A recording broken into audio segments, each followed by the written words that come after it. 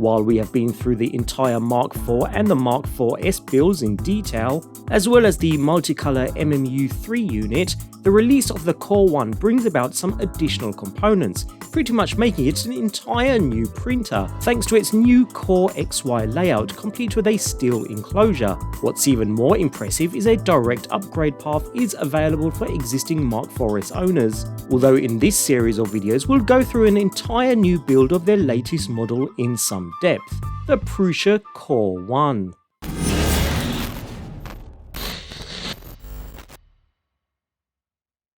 Straight off the mark, I will warn you, this is a heavy package, so much so that the handles even need reinforcement. Nevertheless, unless you have a print farm and need a quick turnaround, I'd always recommend the kit form since the process will help you develop a good working knowledge of how the printer functions and the skills required to disassemble it for upgrades and possible troubleshooting later. As with any Prusa build, attention to detail is critical here. Following everything in this video guide to the letter is important, as the slightest variance can cause rather sizable issues later down the road. While you'll come across various build tips in the process of following this video guide, note that this is a project that requires a lot of patience, double checking that you're using the right parts and in the right places. Some parts are made to tight tolerances, while others are 3D printed and may need some cleanup, which we'll cover during the build, but generally they all fit together really well. As always, all parts are bagged and labelled,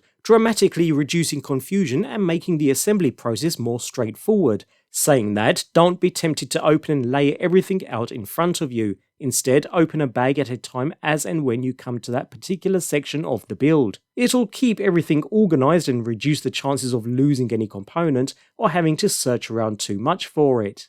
When it comes to tools then, these are included too, so you'll find a pair of needle nose pliers, along with the required drivers used within the kit, as well as a set of Allen keys and specialised wrenches. Now these do come in useful for some tighter to reach areas, so do keep them handy, but using a separate set of hex drivers will make driving most bolts into place that much more quicker and easier. A few other items may come in handy, such as a marker as well as a hobby knife for cleaning up parts of prints, although that's all we need. There's no soldering or wire crimping to complete. So with everything we need to get started, along with plenty of spare desk space at the ready, join me in the next video where we'll get started with the Core One base assembly.